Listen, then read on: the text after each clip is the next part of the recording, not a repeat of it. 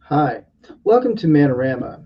And tonight we're talking about cooking and the life skills of that for guys. And pretty much what that means is survival, preparing meals for your family, girlfriend, whoever, friends, family, whoever it might be.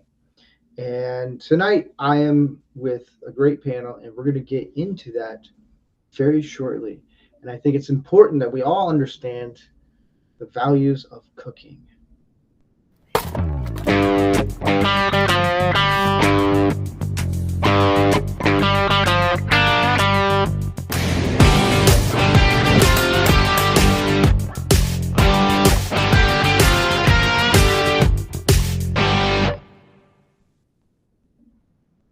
Welcome, everybody. Welcome.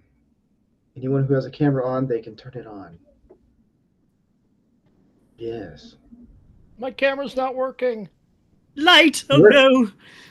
we're having technical difficulties already. Hold up. Time out. No, it's me. I'm No, I think Rumble's having a big issue right now. Yeah, I had a 500 air trying to log in. Yeah, I kept getting Well, guess what? 404s. We're on YouTube, everyone. Well, we're right. There is you. Hello, everyone, but people on Rumble. Oh, crap. This sucks. Way to go, guys. Not you. Wow. It's my fault. I did it. Yep, blame Morty. I'm going to let people know in the chat, because everyone who's watching on YouTube, man. Here, I'm going to do this right quick. I was very excited about the whole intro and everything, and then there's just Rumble was just not cutting it. I was like, son of a dingleberry. Here, all right. I posted the link on anyone who's watching on Rumble. Go to the one on YouTube. We're going over there, folks, because, you know, it's weird. It's still live, but nothing. Jack Squid, nothing. Not a dingleberry, nothing. Rumble messed up for you last week too, did it not? So, well, that was Rumble Studios. That was a little bit different. But they're still a growing company, so yeah. I know. We're young. We're naive. You know who doesn't have this problem? TeamSpeak. Sorry, that's the whole gamer thing. Never mind. Merc rules. Merc rules. Ventrilo or bust. So anyone who is watching on Rumble, you'll see a link in there. You can go to it. We're on YouTube right now. Go there. Which, yay. But let's go down the line, and we will introduce everyone.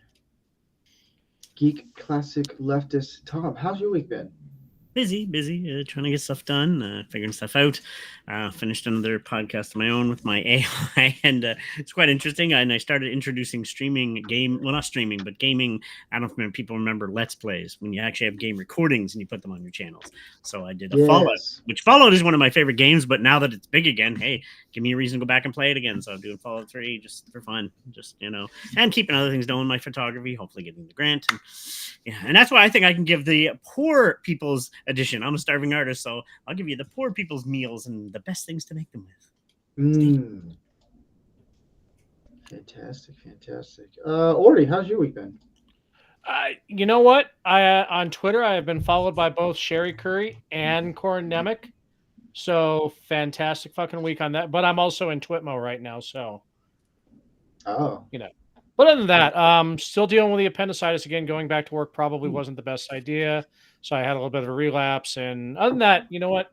I ain't letting it get me down. I'm having a good time. Glad to be here. How you doing? Not the first relapse you've had. No, incentives are important. I learned that in rehab. Yep. What? No. You read a tweet from Gary, didn't you? And then no. Oh, he tweeted out. I'm actually. Yeah, go ahead. He texted me. He did a tweet last night and to see if I'd pick up my phone. I didn't pick it up, and the only reason why I did was because this was after a lodge degree, and the notification icon for like a comment on Twitter and the Google Messengers is pretty much like identical. And so I thought it was my wife texting me like, "Where are you?" That's the only reason why I picked it up. Other than that, I would not In the have other picked it up. room. Yeah. Jeff, how's your week been? Okay. Where do I begin? Uh-oh. That's awesome. You know, I'm having an amazing, fantastic, oh my God, it's never been better weekend compared to Major League Baseball review booth, who I swear are more blind than anything on this planet because they cannot get our call right. To tie it into this show, I can only envision these idiots in New York City watching these reviews, cooking up the finest Pervitin because they're all high as fuck because they're not seeing shit right now. I'm doing great. How about yourself? I'm doing good. I'll get to my excitement soon. Pop culture mechanic. You've been on here a few times. How you doing? How's your week been? Oh, so far so good. Yeah, it's just Tuesday now, so haven't got too deep into anything, but a little bit of rebuilds here and there at work, and had to endure a bit of snow this morning, if you can believe it. But here we are, April 30th, and it snowed where I live. So yeah. Ah, nice. My week has been. It's been interesting, ups and downs, but Celtics are ahead. They're one game away to go to the next round. Bruins could actually do it tonight, so that's good. No, Montreal or Toronto actually won, so it's actually 3-2. So Boston's still they're hanging. They're just wait, what? Oh man. Yeah, the Leafs Never won mind. tonight in OT. I mean, my Habs aren't in it, but still, I gotta go for Toronto when my Habs aren't in it. So. Hopes and dreams can be crushed. That's all I know. Point of Hopes and order. dreams. Point of order. We haven't. It's pronounced the Celts. Yeah, we haven't even been in the playoffs in a few years. My Habs, but anyway. Yeah. Tonight we actually have a poll. I'm trying to get a poll out every week during the show. So I do a poll that runs for 3 days. And this one is you can go to anyone on the panel has seen it. You can repost it. I know some have. Let me find it. Most masculine meal. Steak, medium rare. It's the only choice. Elk with green beans, like garlic sauteed green beans. Buffalo burger. Or as I like to screw up, filet mignon is filet mignon. Pretty good though. Pretty good. Yeah. My spelling still needs some hooked on phonics work. But there's a poll for 3 days. Go vote. It's going to be a lot of fun. Yeah. This has been fun. Interesting. You know, got to survive. Survive. Tonight we're going to talk about cooking. And you know what? This is what we're going to do. Because of Rumble having issues, it's throwing me off just a little bit. Just a little bit. But we're going to do, where is it?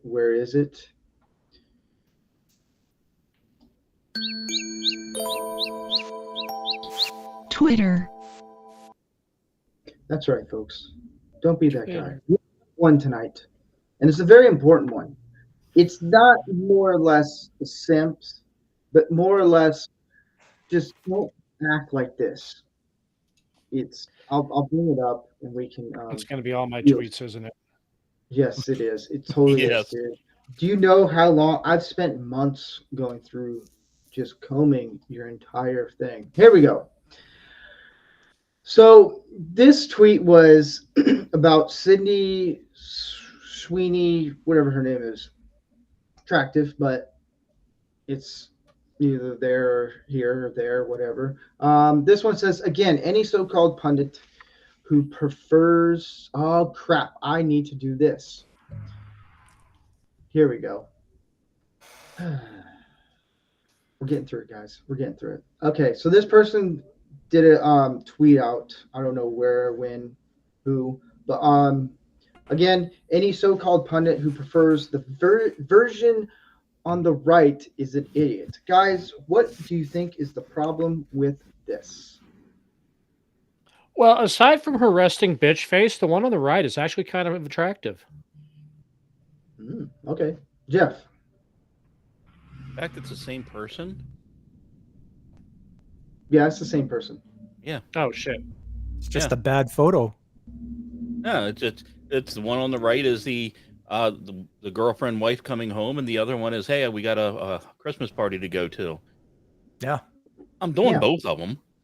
Sorry. Yeah, Tom.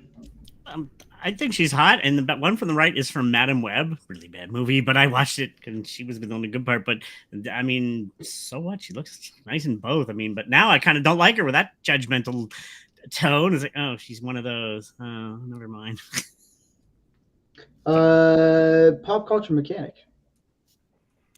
Yes. What do you see the issue with that tweet? Somebody's unhinged if they're just picking on her for that. Like, what's your problem? What's your damage that you have to pick on her? Is it somebody picking on her? Or is she saying it herself? Like, oh, that's what I was wondering. Was that her? No, it's So I'll get into the issue I have with this. It's if it's her saying it, but if it's somebody else, that is rude and ridiculous. Yeah. It's not necessarily the two images, because the person who left it, they're judging people who are because she's getting a lot of simps, and she's very attractive. We all understand that, but there's a point where guys just go nuts. They'll say, I've heard some people say live, like, "Oh, I love you," and all this stuff. I'm like, dude, that's creepy. Yeah, it gets a little creepy. But the problem I have with this is you're telling someone who picks someone on the right they're an idiot. Here's a little tidbit. Some of the guys who are married might actually understand this. And even some who've been dated for a while, who are living with a girlfriend or who has or whatever. She's not going to be dolled up when you wake up next to her in bed. She's just not. Me personally, I prefer the right because that's more natural, normal. It's not all this show and like we gotta prep ourselves up and stuff and look the part of, look at me. Like the one on the right, that feels like a stay-at-home mom, or like, that would bake cookies or do something like you would hang out with and like just chill with. They don't like, it just feels more natural. So when a guy, whether it's a guy or a girl who tells people, if you pick this person on this one, you're an idiot. Well, it's more of a personal preference, really. Like, I'm not going to go for the one on the left because to me, it just feels like it's all show. It's all fake. Also approachable. Yeah, it is. Little but the one on the right, story. I mean, I was originally drawn to because Ginger. I've got a weak fire crotch. But just that resting bitch face turned me off for a minute. But other than that, I found her much more attractive as that than, like you said, the show dog. See, I was misinterpreting, so I'm going to reverse what I said because I thought it was just her saying that. But if it's somebody else, that's idiotic for them to say that. Anybody can like different things. I like the right too better. Yeah. I want to give a little story. Story. Since he's not here, I'll fill that role tonight. Okay. And any women in the audience, I apologize for the language I'm going to use because it's not polite. How many men, young boys, have looked at a Victoria's Secret catalog and done something to ease his pain? Release his burden. There you go. I like that one. Release his burden. Yeah. Yes. If you've never had a chance to go to a shoot, the majority of them look like 12-year-old girls or boys. Yeah. Without their makeup, without someone professionally doing their hair. Outside of Alessandro, she was an absolute knockout. But there are too many of them. You would not even think about hitting one. But the moment you open that catalog, oh, she's a big. No. If that's what she looks like, dolled down and normal, which she's not. She still has her hair done professionally and all that, but it's more of a demonstration. That is more of a 10 than the one on the left. It's not a thing anymore, but I was reminded of that scene from Howard the Duck at the beginning when he was looking at Play Duck. And I don't know why this just popped into my head the other day and what do we have here, my airbrushed little beauty? It's like you were just talking about with the Victoria's Secret thing. By the time you get through post-processing and everything else, they're not even a human being anymore. As a photographer, I've been on sets, and it's like, what? One the other. I mean, it was my job when I was working with a magazine in the sales catalog for Victoria's Secret to find these things. Nice. So you can really see a lot of this stuff. Well, so I dated a model for like a couple weeks, and she was actually normal. It was like the first stage of her being a model, so she wasn't all skinny. Oh, I can't eat this and that, which drove me nuts. Eat, please, for the love of God. Manja. That's why we're talking about cooking. Yeah. And she was normal. And I met some models even when I was filming that just felt not real. Like it was you're just talking to nothing.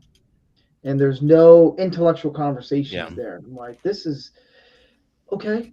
Like, cool. But I met some that are really good too and nice. And and by the way, Sears catalog even before Victoria's Secret. But anyway, sorry. Well, before my first wife was in our area where we grew up. She was a Kmart model, and I used to joke that she was my blue light special, and it wasn't an insult. It was because when the camera was off, she looked the same, but yet she looked good enough to model. Yeah. And I found that more attractive than when I did the other thing. Yeah. Yeah, Tom, it's funny you mentioned the Sears catalog because we were joking about that on Twitter the other day. Somebody ran a poll, and I said Montgomery Ward had hands down the better underwear models in it than Sears. Oh, never heard of them. Oh, right. It was like a Sears chain. You had Montgomery Ward, Sears, and there's another one I'm drawing a blank on. That were like the big three. Yeah, here in Canada we had the Sears, and the Christmas one was the best. But anyway. Yeah. Oh, yeah. Best choice. Yeah, it was.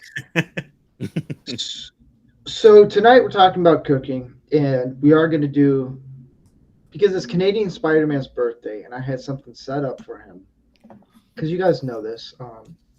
And I think I'm going to do this segment, Hombre or Senorita, whenever I have someone who hasn't been on, who hasn't played this game before. So guess what, buddy? You're in for a treat, because I'm here to break your mind and will.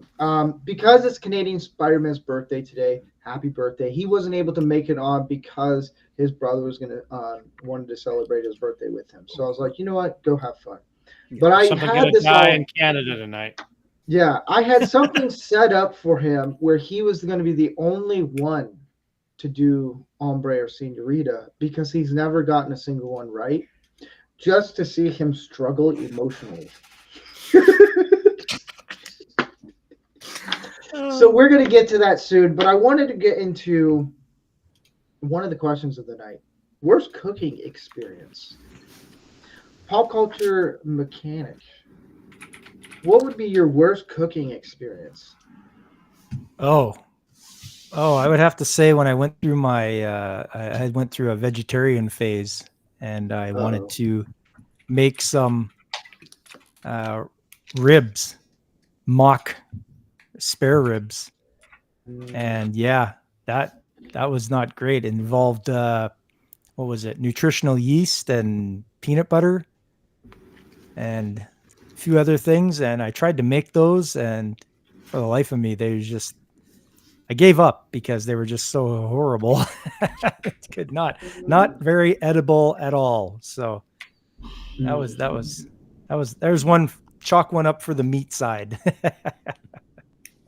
Yeah. My wife accidentally gave me a veggie burger. She went on this Parkinson's walk to do awareness for Parkinson's disease. And I thought that was kind of cool. And I was going to go, but I had something already planned. And so one of the guys made a bunch of burgers, and just so happens a veggie burger gets slipped in. She gives it to me, not on purpose. Took one bite. I was like, what is this garbage? This is not a burger. Who cooked this? Oh, she felt so bad. She was laughing. She thought that was the funniest thing. Orty, what would be your worst cooking experience? Well, I've already talked about the salsa with the 3 bulbs of garlic. God, that was fun. I still ate that fucking thing. God. You mean me personally, or my cooking, or just the worst food I've ever had? Just in general. You can do the worst food you ever had. The floor is yours. My first wife's mother came to live with us for a while, and she was trying her hand at cooking. She knew I liked carne asada burritos, and she knew I liked sushi, so she attempted to make carne asada sushi. What? Wait, whoa, huh? The whole carne asada in the seaweed, packed in the rice, sliced up. I can appreciate the effort, but I just have one question. Is she white? yes. Okay, that explains it. What the hell? Yes, she was. It was the. I like to joke that my first wife was half Greek and half Cuban, but she was like the anti-race. She had no fiery Latin passion and didn't like anal. So the mother was the Greek half. Okay. I feel so bad I didn't tell my original joke now. Oh, Oh God. Jeff. I have 2, and then I'm going to do my joke anyway because it was good and I thought it was too racist. But never mind. Thank you, Orty. My professional career, the worst cooking experience I ever had was working at a place called Burger Chef. And this was 87 or 88. And they decided to have Nickel Cheeseburger Day to celebrate their anniversary of opening. Nice. We cooked so many cheeseburgers and hamburgers in that first hour and a half. We caught the restaurant on fire. Oh. So I'm back there flipping the burgers. My coworker's there flipping on his grill. And all of a sudden we're like, oh, ceiling's on fire. Okay. The roof. Then we look, right. Then we look at it spread and we go, I think we need to get out of here, guys. And then the alarm goes off. And the business was closed for 5 months as they had to rebuild. Now, personally, and this one I'm gonna admit is more recent. My son had asked to have some hot dogs. So I put the water on, threw the hot dogs in, completely spaced on it. Next thing you know, smoke detectors are going off. Water has been completely cooked out of the pan, and the hot dogs are basically charcoal. That's how you do it. Yeah, I was waiting for that advertisement money to come in from charcoal companies. It didn't happen. But I'm going to finish my joke now for about Major League Baseball. Okay. Because Major League Baseball review has been so bad, the best way I can describe it, and because I was going to do it because we're talking cooking, it's like walking into a Popeyes and the entire staff is white. You know that shit ain't going to be good. Okay, thank you. I had to say it. It was killing me not to have said that. That's pretty good. That was good. But have you had my fried chicken? Well, you were from the South, so. Well, okay, that's like a handicap right there. It's like, well. No, that's usually Southern chicken's pretty good. Yeah. My wife taught me actually how to do it, and I did it better. Nice. I told her, she's like, why are you so good at it? I was like, because I'm from the South. She's like, oh, whatever. I was like, Oh, I feel so much better. Thank you. Tom. Did you release your burden? Yes, I did. Might need What- 5 Oh, minutes. God. Give me a few. What is I'll give you two. I'll give you just two quick ones. Similar to what Okay. he said, it actually was fire. So I was cooking chicken, funny enough, on a pan with the olive oil and stuff, and just cooking it with some sauteed. But I also space out a lot because when I cook, I also edit photos and stuff in between. I was editing some photos. I came out to do some editing. I lost track of time. And the next time, what the hell does it smell? I go out and there's like a big flame right up. Oh shit! I'm running, and then get that out. And yeah, so that was. And sadly enough, I do this with frozen pizzas. I always overcook them because I always doing other things, and I'm like, oh, it's all burnt again. End up eating them anyway because I can't. There's make a money. trick behind that. I'll is it? explain that one later. Yes, please I'll do. explain it later. Yeah, but I guess my fault. I space out a lot too when I'm editing. I try to do too many things at once. But yeah, that one with it wasn't fried chicken. I was actually just trying to cook it with some olive oil and then just big flame up along the wall. Like, oh crap, water got it out quick. But that scared the crap out of me. But it was funny in the same sense. I'm trying not to laugh after I got it out. I'm like, I ate the chicken. Actually, wasn't the worst thing, but. Yeah. For me, it was high school. I did a candlelight dinner for a date of mine. Super awkward because it was just I did pasta. It was terrible. It didn't cook all the way. Yeah, and the candlelight dinner was in.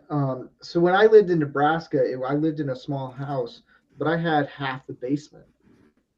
So we had it downstairs in the basement, and I had candles lit all over. And my head was thinking, I'm gonna burn this house down. I know it. This is what's gonna happen. It's all gonna go down from here. It was bad. She didn't talk to me after that. She's like, yeah, you're nice. That's her way of saying, get away. Which I felt bummed out. I put a lot of effort into it. Like, when you put a lot of effort into like a date, when you cook a meal at home for a date, you're like, I'm going all out. And it just sometimes just doesn't go so well. And then you do carne asada sushi. And then I'm never gonna let that down. Yes. No, that was. What did she say to get rid of you? No reason. So, man. Oh man. On that note, From my point of view, it's been 20 years. That's the most distinct thing I remember from her mother. wow. I couldn't tell you what she looked like. I couldn't tell you the sound of her voice, but I can remember the fucking carne asada sushi. That's so. Oh god. Oh, that's funny, dude.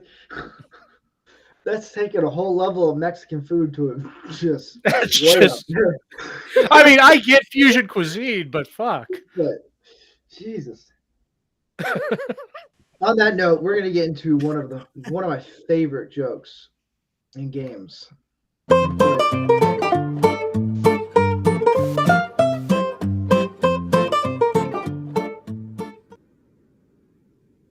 None of you guys know the images I have. Unlike the tweets and all that stuff, you guys get ahead of time. But this one is my joy. Because here's the thing, at least Tom's here. He can make noises because there's always Canadian spot. It goes Mike and Tom go ooh, and then it goes Canadian Spider-Man without a beat. He's like, I do her, and I'm like, I have to hold it back because I just there's a lot I have to hold back when I do this one because I'm like Canadian Spider-Man. You should just not say anything ever again. Okay, I'm gonna call bullshit on last week though. If they're all dudes, that's not a game. That's just it. You got to mix it up, man. Well, yeah, I did. Well, okay, so here's the thing. I didn't get all the images in there. I was in a rush last week because I had to do OBS. I didn't. Trust me, it was, yeah.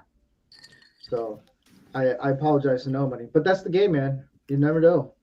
So tonight could be all chicks. Who knows? Okay, that's fair. Yeah, you never know, man. If you don't like the game, then don't play. But guess what? You're playing. So tough luck, Buttercup. All right. Pop culture mechanic. Is this a hombre or senorita? That's a pretty strong chin on there. Well, hombre. Tom, Hmm. the way you're looking up. Here. Oh, there's a better picture. I'm gonna say senorita. I got it bigger on this side here just now. All right. I'm gonna say senorita. Jeff. I'll go hombre with a Zendaya fetish, but it could be Zendaya because I think she's not attractive. So, Hey man, I like where you're going. I like where you're going with that. Orty. It's all about the face, man. That's a dude. Yep, it's a dude. I'll have to get clarified since he's not here. No. All right, Tom. Oh, she looks familiar.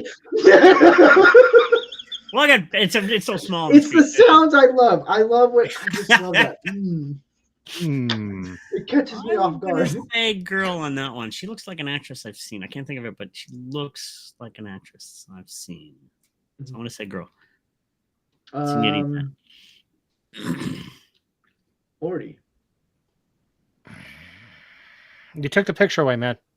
I didn't have a chance to study it better. Here, I'll bring it back up. Yes, thank you. We gotta be fair. Mm-hmm. Oh, that's a chick. Okay. Anybody else want to take a stab? hombre with a Kardashian fetish. That might be a chick. Yeah, it's a dude. Really? These are important. Here's the thing. The reason why we do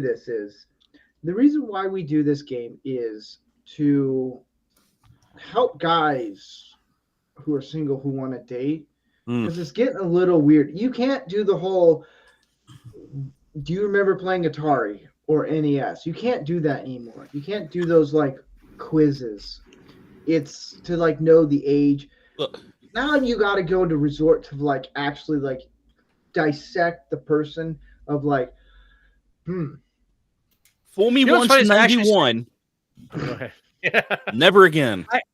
I actually second guessed myself because I was like, okay, that's a very prominent Adam's apple, but that's also a very public venue. So that's where I just kind of went, okay, you know what? I'm just gonna have to look through it. It's got the almond eyes, and that Adam's apple just keeps jumping out at me, but I gotta be wrong about it.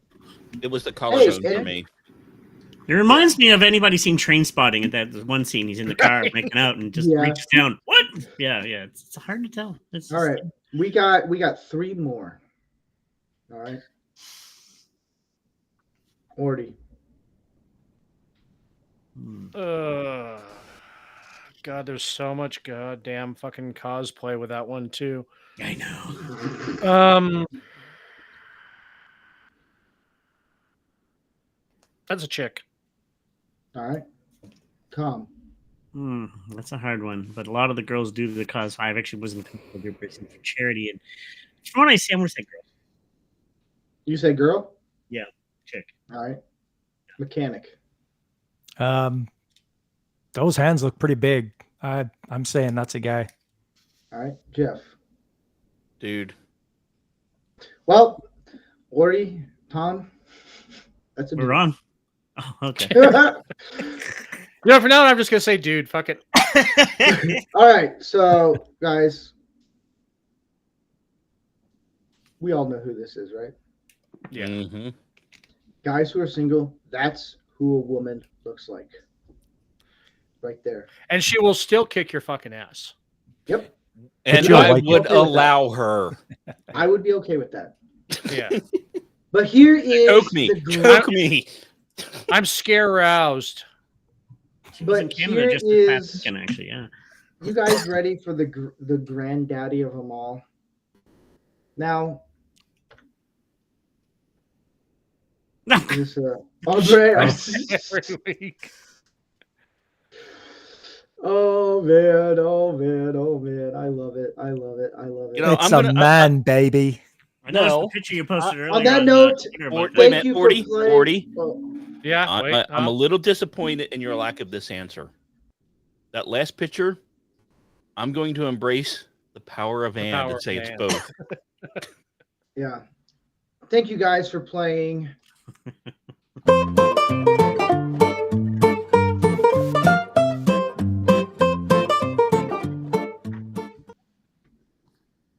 It's just my favorite game. My I wife wish I could doesn't do like that it. tongue rolling thing because that would have just been perfect for anyway. You need like a penis inspector that just okay. You have one. Okay, never mind.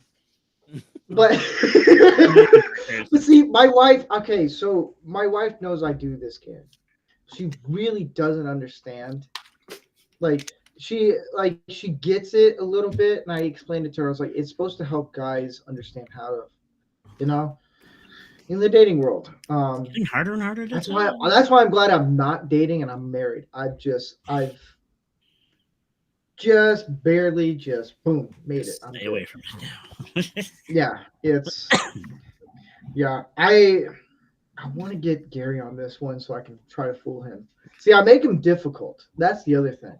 I try to hide the Adam's apple as much as possible, but you always get you have to look at the chin, you have to look at the nose, the eyes, and then the shoulder, the collarbone. That's the dead giveaway. If you're like, see, it's the collarbone I keep forgetting about. Yeah, if you got like the big Mike linebacker shoulders, you might be a dude. But on that note, thank you for playing the game, guys. I enjoy it out of my enjoyment. Maybe one day you guys might be able to challenge me.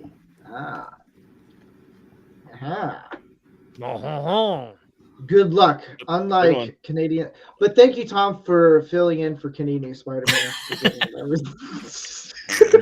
I helped. I'm sorry. I don't have that guy's name. I dated in '92 on that one time, so I can't fool you.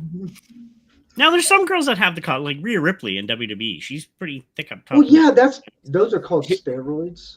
No, Yeah, well, and let's face it, if you're a female gymnast, you're going to have the same collarbone structure, but most gymnasts are under 5'3", so that's usually more of a giveaway. Yeah. And here's the other thing. I met some gymnasts. And why do I know so much about this? Yeah, that's Fool me once. I knew a gymnast, and she was built like a brick house. Like she could take me on. Like, here's the thing. I'm not gonna say that all women can't beat guys. That would be a complete lie. But there are some women, because I'm 5'4", I'm 150 pounds. I'm not a big dude. I know some women, like if Gina Carano came up to me like, hey, I'm gonna wrestle you. I'm at least gonna try, see what happens. Have you guys seen the video of the guy doing in the MMA training and karate where he's talking and you see a guy flying, he screams like a girl, he just gets thrown? That would be me with Gina Carano or Ronda Rousey. Death by snoo. Yeah. But on tonight we're talking about cooking and why that's an actual life skill for guys, because let's be honest, there's a lot of women, not all, but a lot of women who just don't cook. They just go out to eat, Uber Eats, whatever the whole, hey, how about we just have it delivered to us because it's easier. Like, I've done it. It's easier. I don't want to cook. It's easy. No big deal. But I think guys need to learn cooking, because when you're on your own, you can't rely on other people. You have to fend for yourselves. Like, that's where that comes from. So the first question I have for everyone is, what got you into cooking? Mechanic. I would say once I started dating my now wife, I knew I had to up my game because I'm now going to cook for two. So cooking for one is, you don't do anything too fancy, but when you want to impress the little woman and show her, hey, look, got some pretty good skills here, and we're going to be eating good. So it kind of charms her in a way, lets her know that, hey, this guy knows what he's doing. He's not just a big caveman in the kitchen. He knows his way around. Yeah. Jeff. I'm going to run the risk of offending some people. I'm not going to Okay. apologize for it. You should just have a sign that says, I want to apologize to no one. Well, I want to tell that fraud, Andrew Tate, that cooking is very manly. Ah, you saw that. Oh, yeah. What an idiot. And what got me interested in cooking was my 4'9" grandmother. Now, I was not allowed in her kitchen, but I was allowed to sit in the dining room, which was connected to the kitchen. And I could see her working that kitchen like a conductor with the Philadelphia Orchestra. It was beautiful. She knew exactly what she needed, when she needed it, where she needed it, and why she needed it. It was a master class of science and timing that every man, I think, at his core can appreciate, and makes us love women even more when they do it. And the greatest way to show, in my opinion, someone that you love them is to take the time and skill to cook for them. And in my case, it was a respect to my grandmother.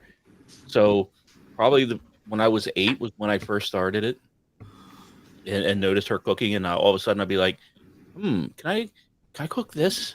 At my house, can I cook this, or can I cook that, or can I? My mother was less strict with me helping, so I started learning bits and pieces and fell in love with it. Nice. Tom. Similar story, except mom was with my mom.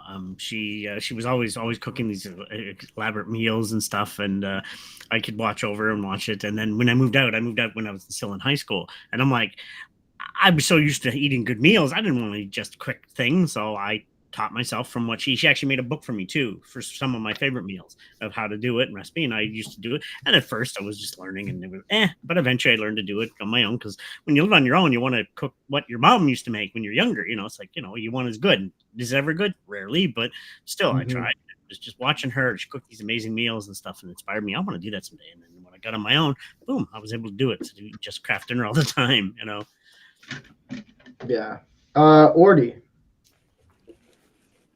Don't tell me. You learned how to cook after you had carne asada sushi. Never again. Never again. Dude, I've tried many sushis, but that one, yeah, that sounds interesting. This joke's on me. I get a roasting now, man. I wonder if he stepped away. Oh, he probably did. We'll get back to him when he shows up. But what got me into cooking was, I'm not big on science. I'm not. But with cooking, I love sandwiches, and one of my good friends who lives out in Texas now, his uncle was a chef, and he saw me making sandwiches one time because we're all hanging out, having a couple beers after the gym, and he's like, "Hey, what do you got there?" And I gave him a sandwich, and he tried it, and he's like, "Oh man, this is really good." He goes, "But here, let's work on this to where it actually doesn't fall apart." When you have like a sub or like a sandwich, everything falls apart. We came up with a method where, and I'm not going to teach you all the method because that's my secret. Because if I get it out, I have a way to where everything doesn't fall out, like the veggies and everything, like the tomatoes, the lettuce, the jalapenos. Fine. Keep it in your hobbit hole like the Baggins treasure. We get it. Keep your little secrets. Yes. Oh, I'm back, by the way. Sorry, I had a phone call from my doctor. Okay. And just doing that, even though that's not really technically cooking, but it's making something to eat, it made me appreciate that. And then that's what grew into the whole, maybe I should start learning how to do more things. Like my wife, she makes fried chicken from her mom, and really good. And then I've been doing restaurant stuff for a very long time. And since pretty much I was in middle school, since like 2001, 2000 or so, and making pizzas. And it was it was, I don't know, something about cooking. It just fascinates me. It's the enjoyment. I hate getting credit for a lot of things. Like when we did the whole in November, we did the tip of the hat. We put everyone's name in there, and then my name got drawn out. I hated it because I hate hearing my name. Oh yeah, this and this and this. I just hate it. The spotlight, I don't like it. Here I am making a show, but when it comes to cooking, like I made 20. I think I did 30 fried chickens last night. Was just cooking them. Everyone loved it. It's the gratification of just seeing people enjoy something that you make. There's just something about it. No, And totally. it's like my wife, she'll do fried chicken every once in a while, but she's just like, you can do it. You know when the chicken is ready to take out. Like for Thanksgiving, I own that turkey. That's my bad boy. And Bitch. it's it's just something where it's like when you feed people, it's just you see their look on their face. It's in their eyes. It's just you've hit home with them. And I made a meal one time with a family, and their dad, he just you could tell he wanted to cry because it brought back memories of him being a kid. And I didn't know him at all. It was just my buddy. He's like, "Hey, do you want to cook for my family?" I was like, "Sure, we can." And I don't even know. I think we did like pasta or something, and he just you can tell in his eyes. He's just like, dude, you've hit emotional string. That's the enjoyment I think guys get a lot, especially guys who don't like to be credited a lot. It's there's always one thing that's like they take a lot of care for, and it's cooking with a lot of guys, especially older. When you meet a guy who can do barbecue, like pulled pork, oof, pulling Pitmaster. the, yeah, that's pretty cool. But Orty, since you were muted Yes. or gone Sorry. away, Yeah. you're hiding all the photos of the carnada, whatever that is. Carne asada, Sushi. Yeah, sushi and nada. I don't know I'm what the white. fuck. I'm white. I can't do Spanish words. Can barely do What English got words. what got you into cooking?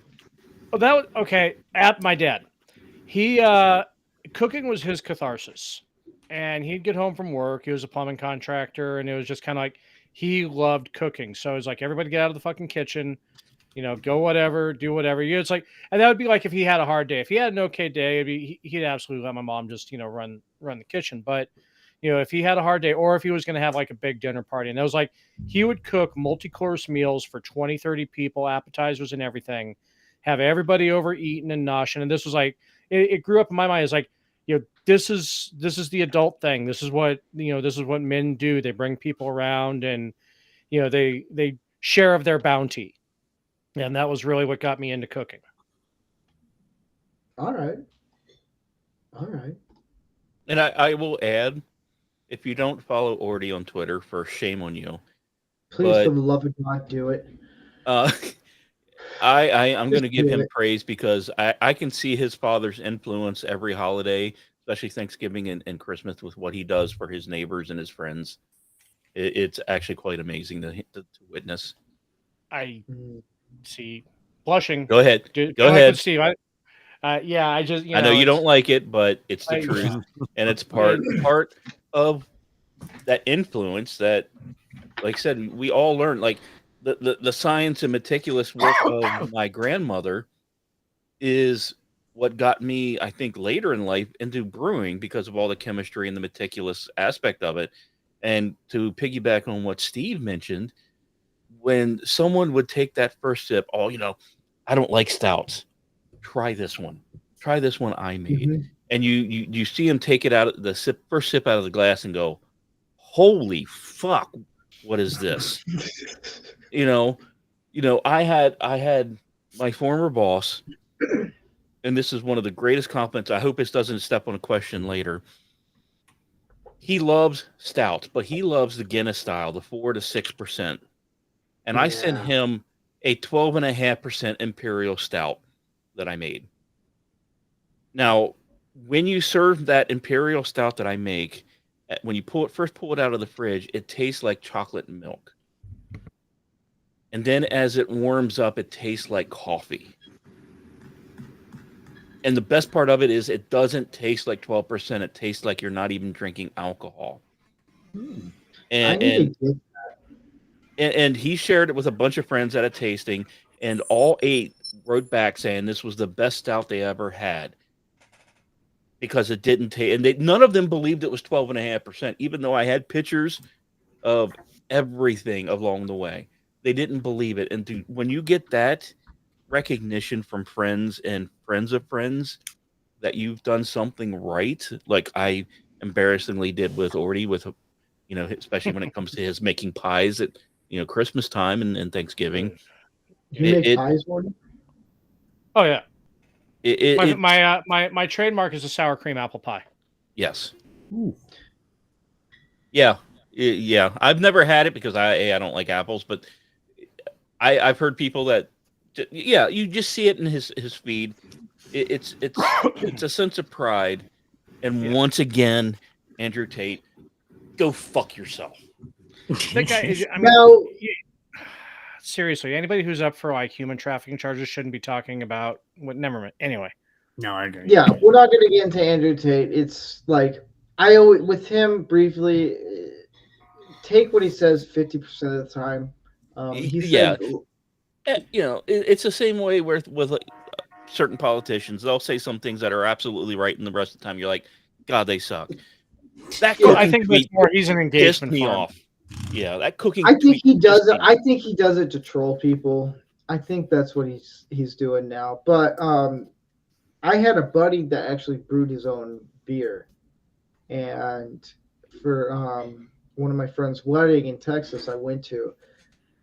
His now brother-in-law, he made what he called a blonde Californian, and it was like a golden type beer, and I was like, all right, I'll try it. I had 5 of them.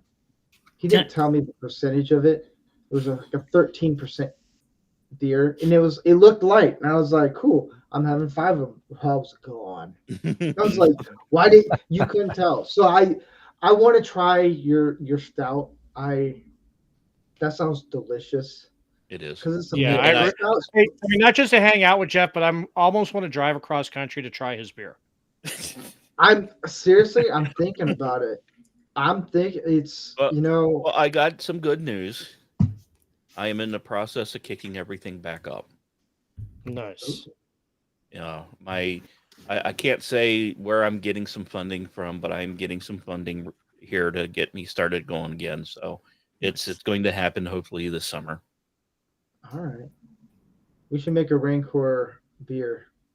It's Absolutely. just moonshine. Absolutely. Drop to your knees. Let me work on that It's license. not so shoot. Why should guys learn to cook? Tom. Oh gosh, so many reasons. One, if you have a partner and stuff, girlfriend ever, you want to be able to cook for them on special nights, or sometimes if they have to work too, you want to cook when they get home. And mind you, the traditional sense. Plus, as single guys, I'm going to say right now, it comes in handy than stay eating restaurants all the time. Like here, I got an Italian restaurant 2 buildings down. I got a Wendy's behind me, a Tim Hortons, a McDonald's down there, a KFC, a Chinese restaurant, and a Pizza Delight.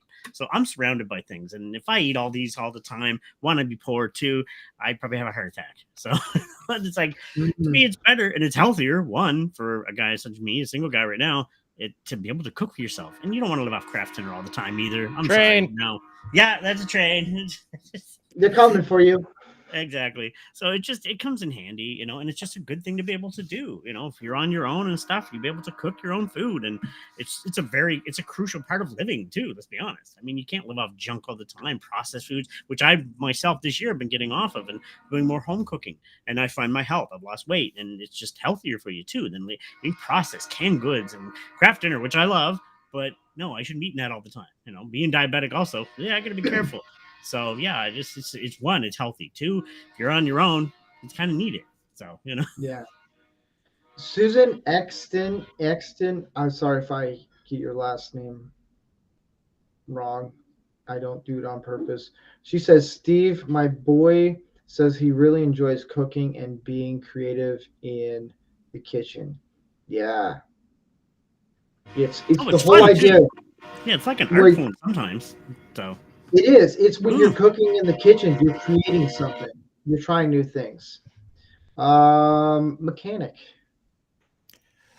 Well, kind of echoing a little bit what Tom said, but you decide what you're going to make. You're not making or you're not eating something that you don't like. You're going to make something that you want to make, and you decide what ingredients to put into it. And like he said, staying away from processed food. You want to live a long, healthy life and not be sick and have all these, you know, problems. Medical health problems. You decide the food that you put into your body, which is very important, and that way you do it when you cook, whether it be whatever you decide, carnivore diet, no meat diet, anything like that. Yeah. Orby. Yeah, I mean, with all that, you're eating, the best food possible, the best food you can afford anyway, as far as quality goes. And, you are generally going to eat better when you cook for yourself, but also it teaches you the skills of patience, following proper procedure. I mean, like you and I, we do construction too. I mean, constructing a meal and constructing a house aren't that different. I mean, when it just comes to all of the skills required to do those same things, it's that, and there, aside from a very small subset, chicks fucking love a man who can cook. My camp cuisine is legendary. I make a Jamaican jerk pork with chorizo fried rice and jicama slaw that I'll use when I'm taking a girl out for a camping date. Panty dropper right there. Ooh. Oh Lordy. Jeff. So after already taking them out and dropped their panties,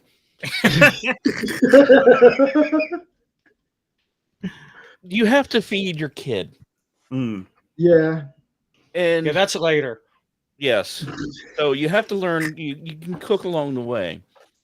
Now, I am allergic to a lot of food, and I also suffer from food texture aversion, where certain textures of food I cannot eat, regardless of how they taste. Like I can't eat pickles, but if you pour the pickle brine on my hamburger bun, I absolutely love that shit. But I cannot eat a pickle. Now my son has it. With tomatoes. Yeah. Now my son has that Down with you guys. right, but he has it in the same degree. Like he will eat French fries, but he can't eat mashed potatoes. He has to. He reactively spits it out all the time. So, what cooking does, because you can't trust what restaurants do. So you get to cook the best food for you and your, in my case, son or your children that fits your dietary restrictions and needs.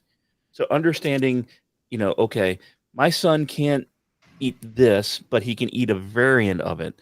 Well, I don't want to cook two meals at every time. So how can I make, the protein the main part, but then make two sides that we both will eat and not be the same thing repetitively. So it's an art form that you get to express. And for me, the best thing about cooking is, depending on what you're cooking, you're in there for 20 to 60 plus minutes. I have an Amazon Echo, hashtag not sponsored, in my kitchen. So when I start to pull the ingredients out and pull out the chopping board, I will sit there and say, hey, play this audiobook that I've been listening to. And every time I cook, I get, 20 to 60 plus minutes of an audiobook as well. So I'm cooking, I'm multitasking, I'm learning about whatever, book I'm listening to. And it just makes it for more enjoyable. And as already said with his father, it is like a separate comfort zone. It's like you go through a portal. And you're just, that kitchen is your safe space.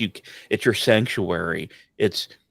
You get to escape everything else and you're just there making the best damn food you can for you and the ones you love. Yeah. You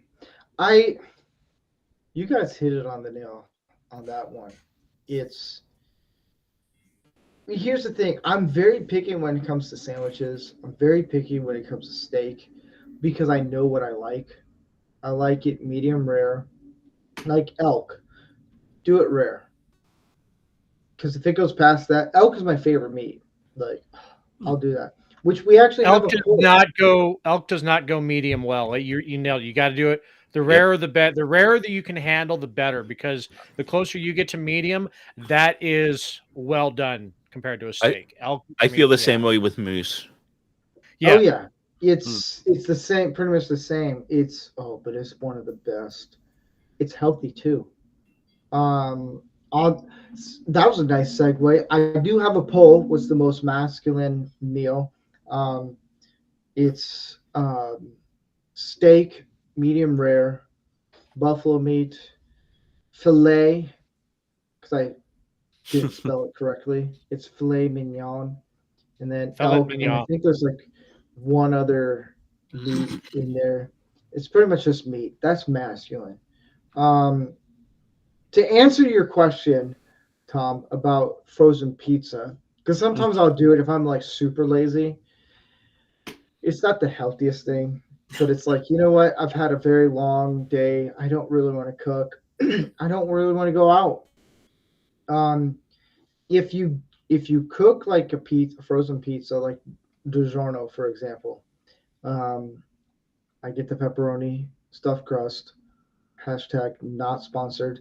Um, we should do that more often on the show. If it's still like flimsy, if it's still kind of like you have to kind of give a feel to it, don't put your hand in there, touch it. But if it feels kind of like bendy still, like doughy, it's gonna like just stretch. If it's kind of like you can put like a spatula under there and lift it up, and it kind of bends a little bit without breaking, you've done it pretty good. And it's okay if you have like a thin layer of dough that isn't cooked. You're not going to get sick or anything. Yeah. It just gives more of the atmosphere of the texture. But why guys should learn to cook? Because 70% of the time, 70% of the time, whoever you're dating, they're not going to know how to cook because of how society is, how the different generations, like the younger generations after me, most of the time, some of those chicks don't know how to cook. Now, some do. That's because they're microwave. That's because their parents. Whatever. Yeah, that's because their parents didn't teach them properly. And just the moment you learn actually how to cook, and don't be afraid to look at a cookbook. It's okay. And here's the other thing of what? No, okay, finish because I got two things. I got to say based off of what you're saying. Okay. So the beauty about learning things on a cookbook, which I still do on some things, is the moment you learn actually how to make it, you can then change it to whatever you want it. Like my mom's corn casserole. Dude, whenever she makes it, and her sons are all, my brothers are there, and we see that, it is gone in seconds. I don't care if there's a salad, green beans, veggies, I'm eating that sucker because it's so good. And I've kind of changed it to my way, to like my own family recipe. And my mom doesn't like it how I change it. I'm like, it's the way I like it. I like it a little crunchier. But man, it's the corn casserole. Her corn casserole is just the bomb. It is super easy to make. And a lot of things that you bake and cook, like corn casseroles or salads that you put in, like casseroles that you put in the oven, they're really simple. They're not a lot. It just seems daunting. Don't be afraid of stepping out and trying new things.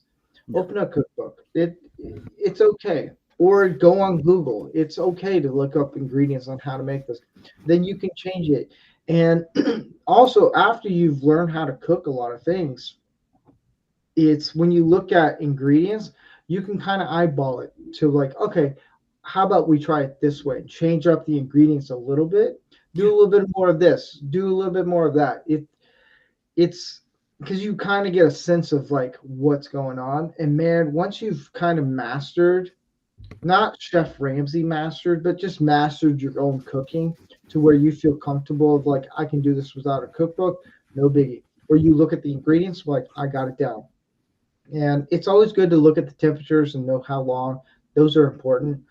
Um, but once you get down that, man, like, I'm not even talking about impressing a woman on a date.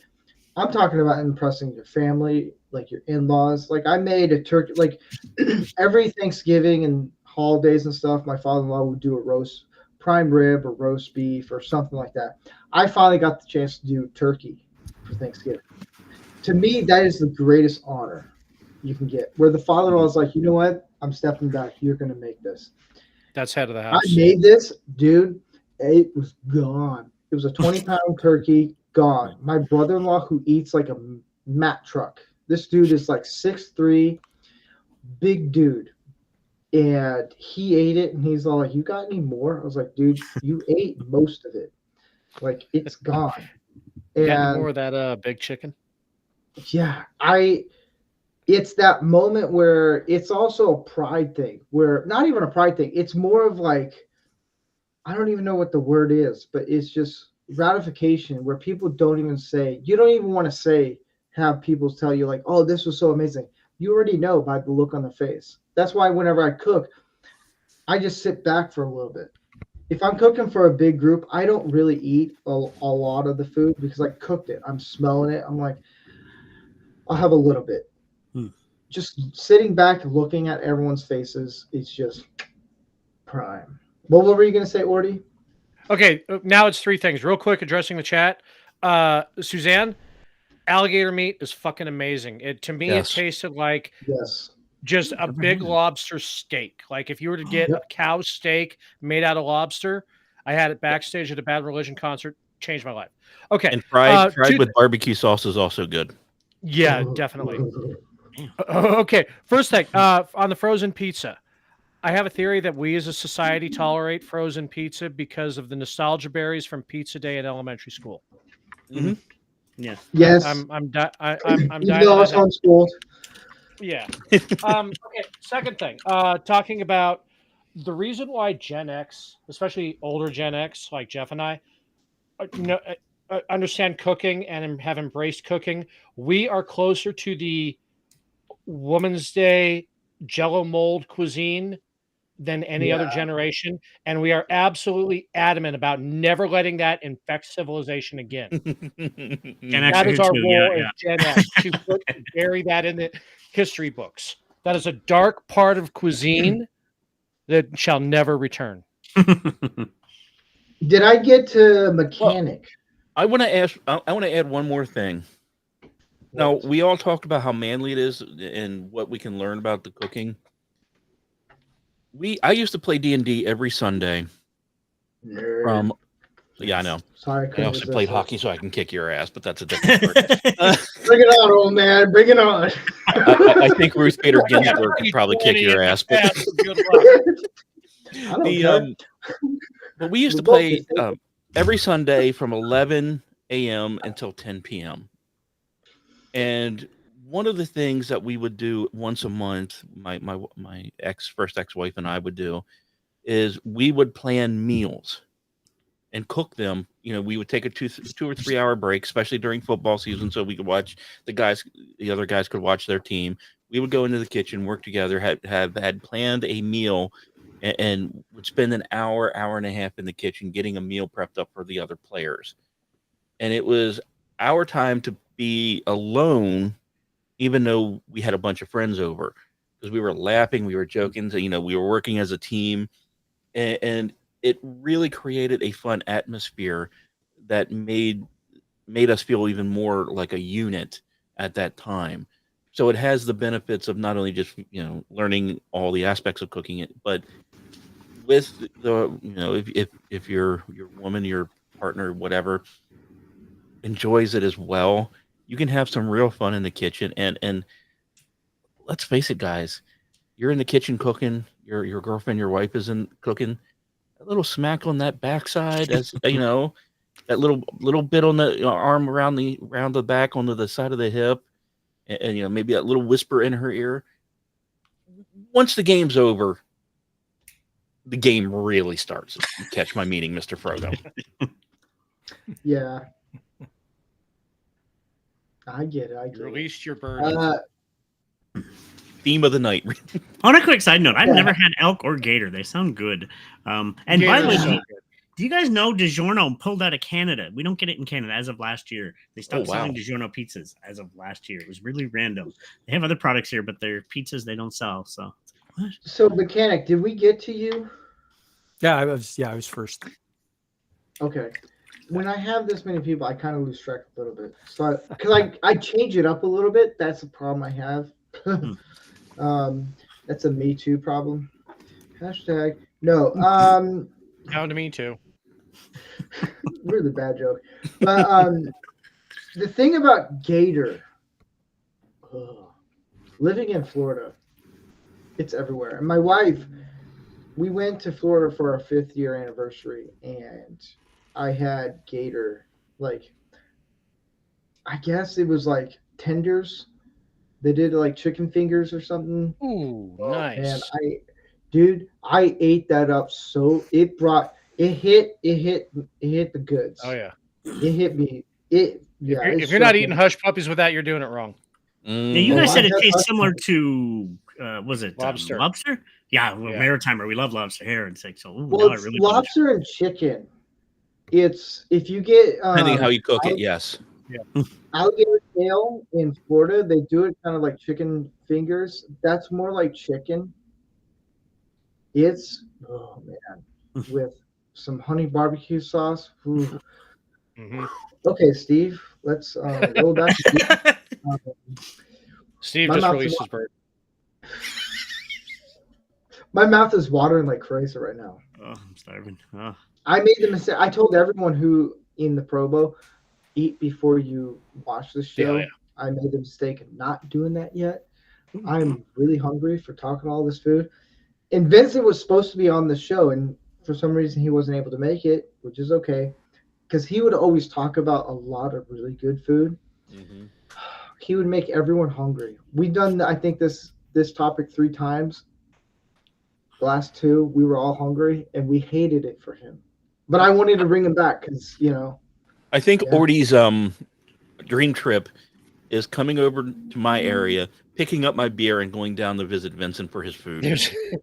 Yeah. Okay. So Yeah. Vincent dropped something on Twitter a couple years ago that I've saved the recipe, and I'm gonna make it someday. It's not his recipe, but you got to have him tell the story about it sometime. It's Vincent Price's cheap Wellington. It's like beef Wellington on the Yes. cheap. he Yeah, get him to talk about reposted that. Yeah. I Yeah, gotta have that's- yes. Yeah. I'm hungry, guys. Way to go. Every But time we do this. also someone mentioned buffalo or no elk buffalo meat or elk meat. Both Elk. of I've those never are had really elk. good. I know somebody mentioned here in Saskatchewan. That's where Oh. Brock Lesnar loves hunting elk, from what I know. So yeah. Here's the thing about a lot of the meats that you get at stores. Do grass fed. Yeah. Not only is that healthier, it's cleaner. Mm. It's better for your body. I introduced that to my wife. She's like, "Oh my gosh, there's a difference to it, and you can tell." And also, if you're ever gonna fry things, it costs a lot, but use coconut oil.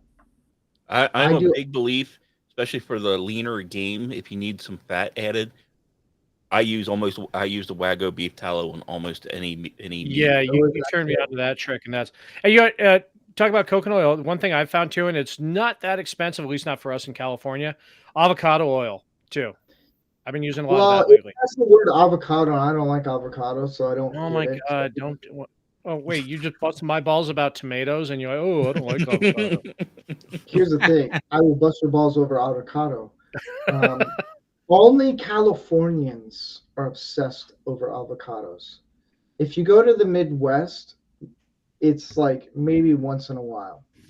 I'm from the South and Midwest. We don't do avocado. What do? Drive a Prius? Well, up here up in here in the Northeast, it's more moose and deer for meat than elk.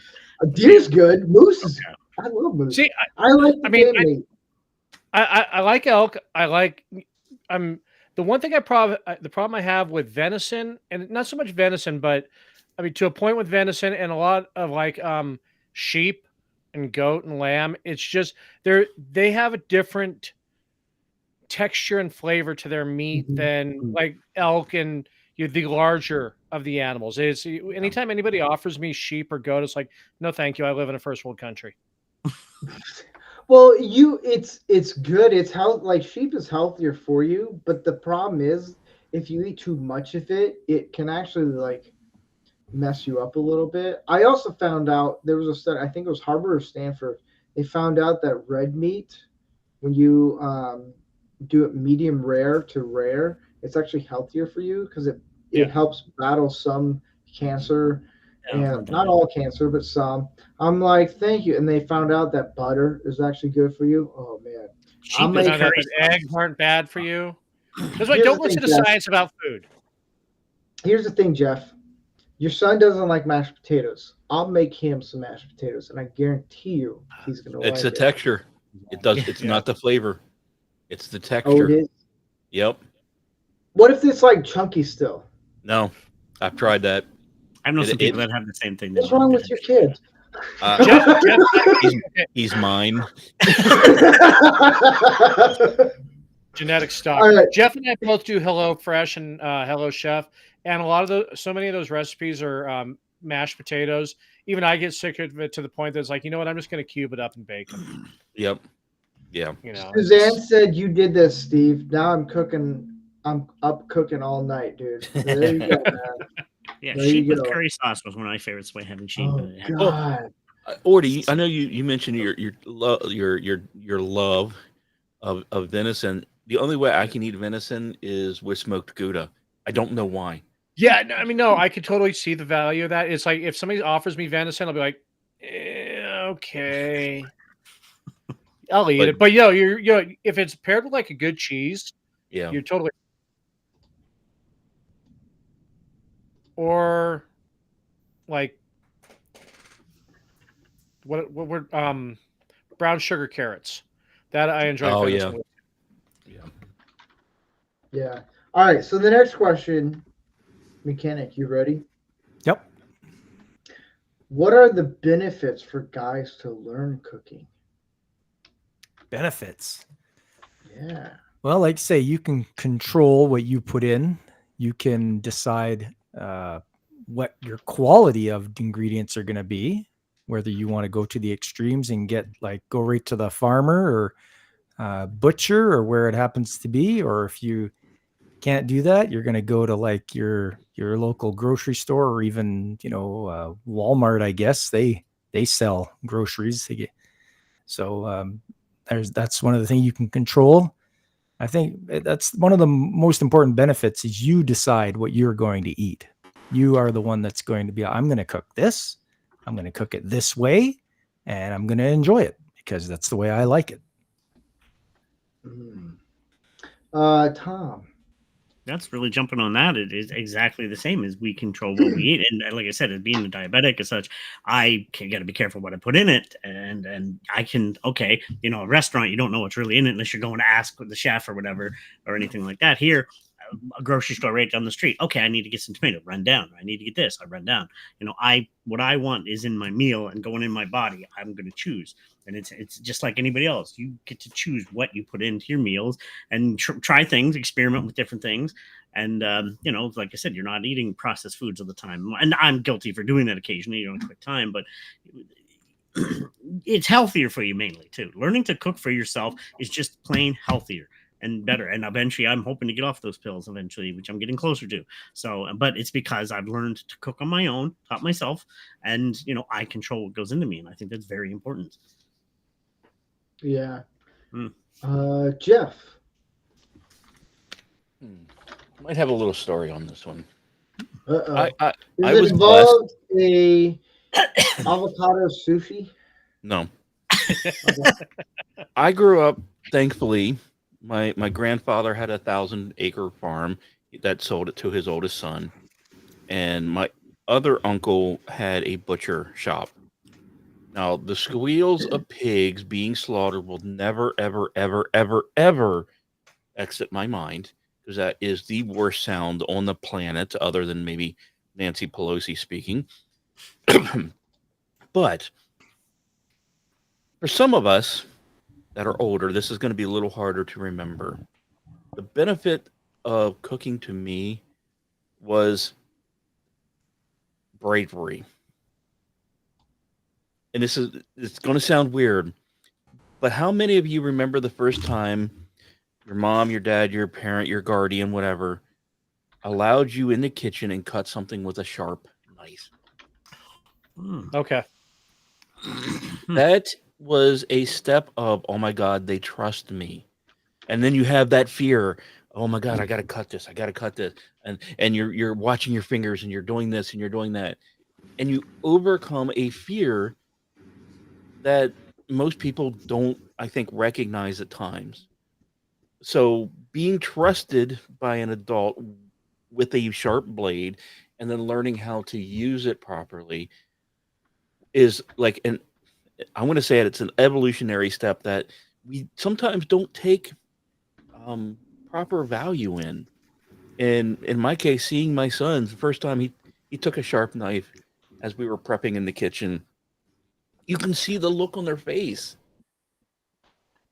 And I'm sorry, seeing your kid happy with a sharp knife is actually a very, very glorious moment. And I think that is one of the greatest benefits of cooking because you get to teach them about the sharpness and self control in a controlled environment. Yeah. 40. You know, it's funny, Jeff, you mentioned that. And it didn't occur to me until you said it. I remember what a rite of passage that was, too, because that's one of those things. It's like touching the stove and everything. Your entire youth, you were told to stay away from the knife, stay away from the stove. And then that time you're finally let into the kitchen and allowed to do the things you have been told for 5-10 years, don't. That's a huge rite of passage. But for me, I would have to say portion control. Because as you're learning, one, when you go out and you're buying your food, you are given your portion. It may be too much, it may be too little. You're wasting food. You're still hungry. You have no control over that. You have control of the size of the portions you're going to have. You get to make it how you want, how much salt you want, how much pepper you want, how much butter, whatever you want to do. What do you want for your side? You have control over all of that and how much of it you want. So on a level 2, it's also money saving. Because, one, cooking for yourself is cheaper generally, except for in a couple of recent years. But it's cheaper, and then you can also control how much of that money you're consuming as well.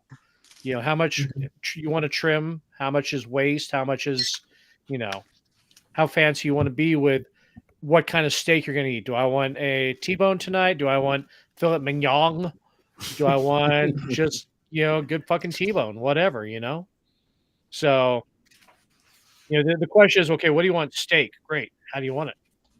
And there's an infinite number of options for it. Going back to something you said too, Steve, with grass-fed, I think we talked about this before. Have you noticed how hard it is to get anything less than 90% grass-fed at the supermarket?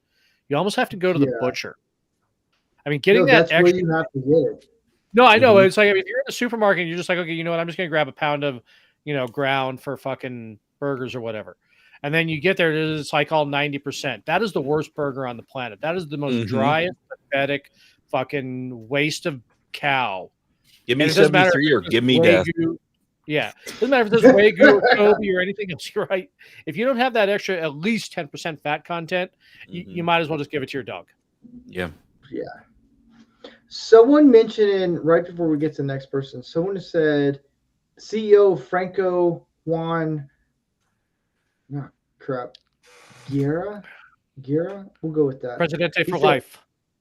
Yeah, he said, anyone ate some gator before or even rabbit? I want to say, what is the best meat ever? That's For fair. me, that's a question we'll do next. But did I get to everyone? I think we did. Yes. Yeah. I don't remember the question. That was Way to the go, Steve. learn from cooking. Or what is the benefits? Oh, what is the Yeah. benefits for a guy cooking? Yeah. It's not even to impress a woman, not even impress family. It's the fact that you're accomplishing something. It's the fact that you're actually doing something from scratch. And the moment, like, it's like Edison. I've done what, 999 whatever thousand inventions. They've all failed, but one didn't. Yeah. It's the same reaction. It took me a while to get steak down. It took me a while to get chicken down. It took me a while to get a lot of things down. But once I got it down, oh baby, I'll cook you something. And it's that whole I'm accomplishing something where I feel good about myself. That's the thing. You shouldn't even be worried about how people react to your food. It should be you first. That's the only time you should be greedy, is how does this food work for me? Like, you're going to like different things the way you want it to be, and some restaurants aren't going to have it the way you want it. And it's true. Like, I like a steak the way I like to cook it, and I'm very picky on that. And that's okay. It's, sometimes I like a steak sandwich. There's a pub that actually makes one pretty good, and I'm always like medium rare. I want that guy a little bit bloody. It's okay. But there's something about when you cook a meal, you feel like you've accomplished something, and it means I can do a little bit more. I can go build something. Now, if you go into the whole building thing, make sure you bring someone who knows what they're doing, because you could I made a really steak. I can build a house. Yeah, just because you can cook a steak or a chicken at a 5-star Michelin style doesn't mean you can make a cabinet. We should do an episode on that. Just go to someone who knows what they're doing that you can teach. But it's like a learning step where it's like, hey, I accomplished this. What else can I accomplish? It opens up something. It really does.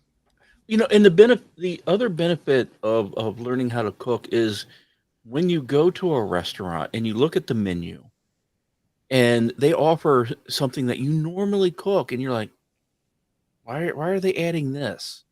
Because when people use the term steak, a lot of people will kind of put it into a general category. Like for me, my filet mignon is, if it's not based in Merlot wine for 4 to 6 hours, I don't want it. My New York strip needs butter. It needs to be basted in butter all frickin' day long, or coated with milk powder. My ribeye, I want butter and garlic.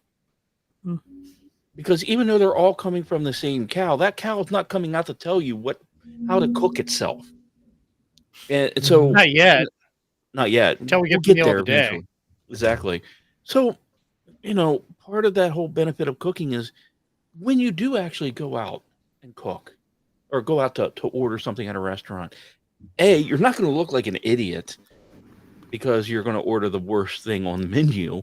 But B, you're going to know also, hey, that steak I'm ordering, oh, it has that and has that. Well, I know I don't like that. So you're going to pick something else. That way, because nothing worse than spending $45 for an 8-ounce piece of steak, allegedly, coming out to your plate and you taking a bite and going, "This is shit." Ruth Chris Steakhouse sucks. I'm going to let y'all know that right now. Yes. Well, here's the thing. I will say this: when you go out, I don't get super picky when I'm going out to a restaurant and eating. I don't really get that picky because I want to know how other people make it. Absolutely. Now, granted, I will say this: sometimes some restaurants I will, depending on what type of restaurant it is. But if it's a fancy restaurant, I want to see how they make it. Mm-hmm. And if they make it really good, I want to kind of mimic it a little bit. I make a mean tri-tip. I found my wife was showing me a recipe to do this tri-tip, and it's the only. I don't even use a grill. It's all oven based and cast iron. And let me tell you, it is handy. I don't know about you guys who aren't in California, who don't know what tri-tip is, but I it's was just going to God. bring that up too. Tri-tip is a California cut. It is Yeah, God's we actually gift get to it here in man. Vermont.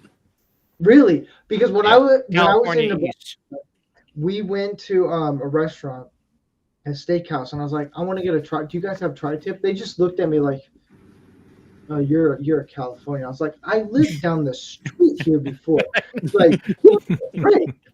And I talked to the chef there. He's like, I've been dying to get tri-tip here because it is candy of the steak. It is, yeah. It is you can fuck that cut up so easily, but once you learn how to do a tri-tip, Oh, that yeah. is it's the magic meat. It is. Well, If you want to get a I first kiss on the first date kind of thing, Make tri-tip, a tri-tip. baby. Yeah. Especially if you I do mine Santa Maria style. So yeah. I'm not a big fan of Santa Maria. It's you know what, it's a Maybe thing. I Though. didn't have it right. Maybe I didn't. That's the other thing. With seasoning, sometimes you cook. That's the other thing that people need to do is with seasoning. Sometimes when you cook it on like a certain steak and you use the same seasoning, it's cooked a little bit different. That's the other thing. The one thing I learned tri- with Santa Maria seasoning is it can be overpowering, so that's why I'll coat it with sautéed mushrooms on top too. Oh, maybe that's what I'm missing. Every Give it time a I shot. have that, I just think of the Alamo. Olay. Oh man, I'm having fun, guys. Are you having fun? Yes. Always talking food, Oh, yeah. man. Yes. I know, right? I'm hungry. Same. Well, here's the thing. I will ask this. Someone asked in the chat, what is mechanic, what is your favorite meat? Of any type. Oh man, it's all good, but I didn't know. I mean, ham is up there for when I like to have a nice simple I do like a good simple ham. meat to do. Yeah, or even a nice smoked turkey leg. Yeah, that's good stuff. Yeah, that's got to be. I had one when I went to the fair there a couple of years back, and never seen that kiosk again. But I remember I at least grabbed one smoked turkey leg. That was awesome. Tom, what is your favorite meat? Maple I'll syrup? give I'll give him two. When he mentioned the putting it in wine and marinating it, my dad actually barbecued steak and he marinates it in an Alpine beer, which is actually when made in the city. It's a East Coast one, and he just marinates overnight, put it in the Barbie, and oh, so good, so good. And being a maritimer, I guess I love lobster with some nice dip butter at the end. So good. So good. But yeah, he marinates it in Alpine beer overnight and cooked on the barbecue. It just tasted so and Dad does it to the T. I'm trying to copy it a few times. It's just, it's so hard. He knows how to time it perfectly, and it's just so good. So good. Well, has he told you the secret? No. He won't. See, that's a true dad. They ain't ever. No, it's in my will. Yeah, exactly. So I'll have to teach I think I'm going to do the same thing. My secret recipes. give that This give is the how you do sandwich this, one this, and out. this. In your will, yeah. Ordy, what is your favorite type of meat? You can do 2. You can do 3. You can do all of them. Yeah, no, I'm okay. Being a California son, I got to go tri-tip, and not just tri-tip when you're doing the tri-tip. I mean, that's just Golden State goodness right there. But tri-tip sandwiches later on a good sourdough with some horsey mayonnaise and a green leaf. Yeah, that's that. The next thing is steamed clams.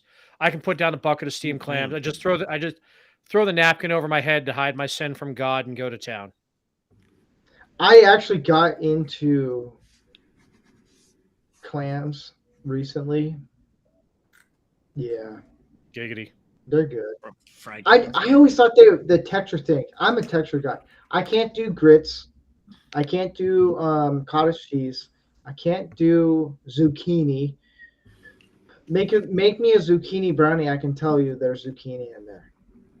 Like, don't tell me you're making a zucchini brownie at first, but just be like, hey, try this. I know there's a texture to it. So I get There's your a son. radar. I get it on that.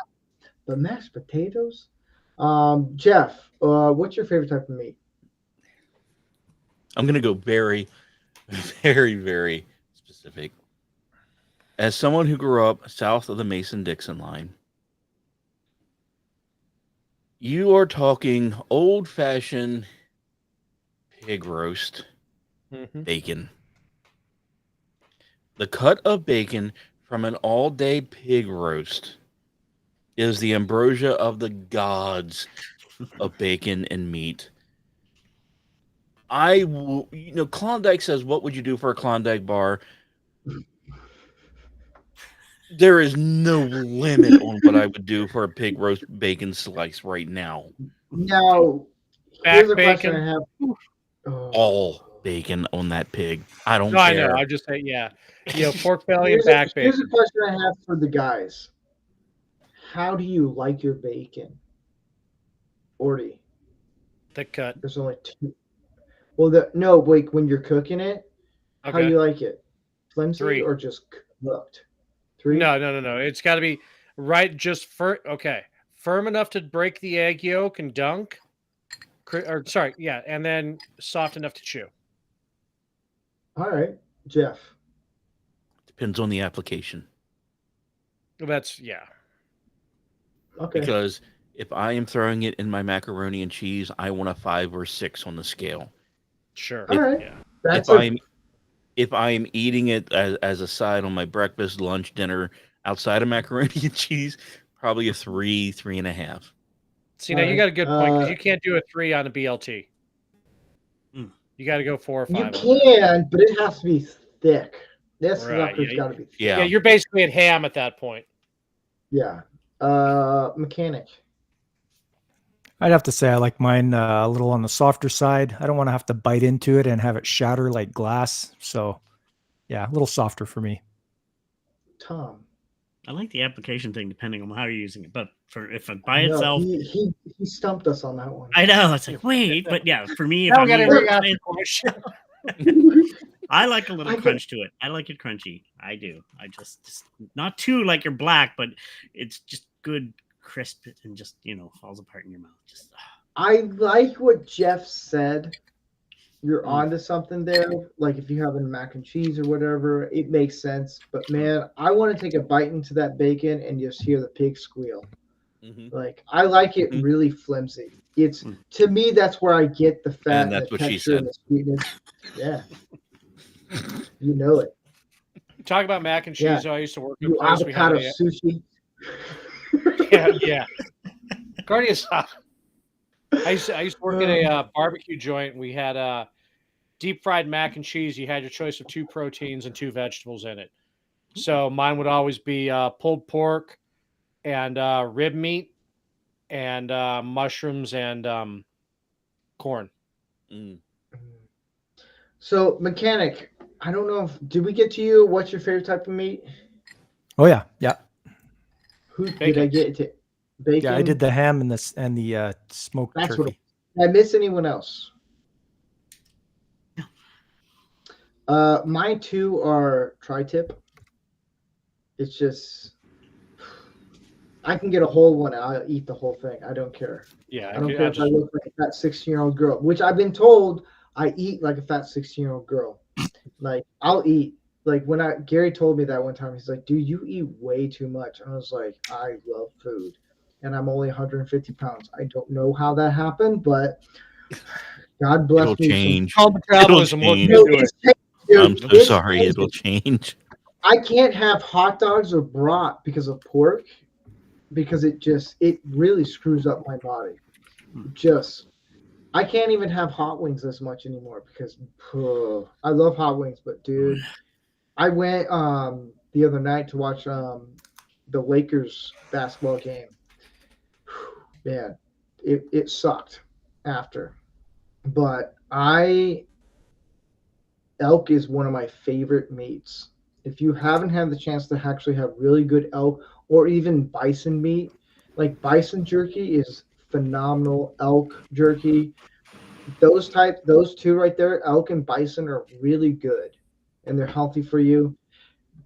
Two different types of cooking methods. Elk doesn't take long to cook. If you cook it too long, if you're like, I'm going to do elk steak for medium rare, you've burnt it pretty much. It's done. Do it rare. I know rare. Some people are like, oh, rare. It's all bloody. Trust me, it's elk at rare is medium rare. It's weird, but yeah. On that note, we're going to get into another one of my favorite. I have a whole bunch of, I love all the segments. We're going to get into tip of the hat, y'all.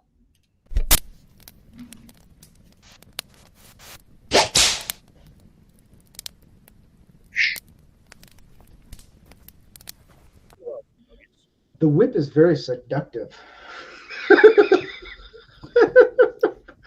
Oh man, I'm having fun. Are you guys having fun? I'm hungry. I know, right? I got pizza. I got pizza waiting for me. So I gotta try these tri-tips you guys speak of.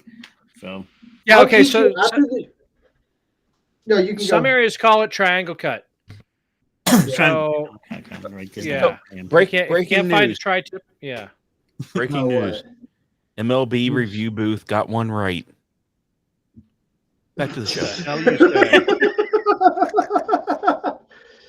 Okay, after tip the hat, I will explain how I do tri-tip. You can't go wrong with it. It's a pretty safe bet. But tip of the hat is where we actually praise men, because society doesn't like to praise men because it's all evil and misogynistic and toxic. Well, who's gonna change the water heater in your house? Huh? Some soy boy? I don't think so. You just ask us. We'll do it. So yeah, I pick a name in the hat. If you don't know the name, that's okay. I have clarified on the new names what their professions are. So just in case someone wants to know, I can be like, bam. So, and if you don't know, you can be like, hey, pass. That's okay. No judgment. Up next is Terry Crews, who I don't know who. Oh, I'm just kidding. I do know. Mechanic. Anything positive about Terry Crews? It's an actor, right? Yeah. Okay, yeah, okay. So, from what I've seen him in, not bad actor. Wasn't he in those Old Spice commercials too? Yeah. So the guy's built, like, good on him for looking good. Yeah. Yeah, that's about it. All right. For me, anyway. Ordy. You know, he's been brave enough to come out and talk a lot about sketchy shit that he's encountered in Hollywood.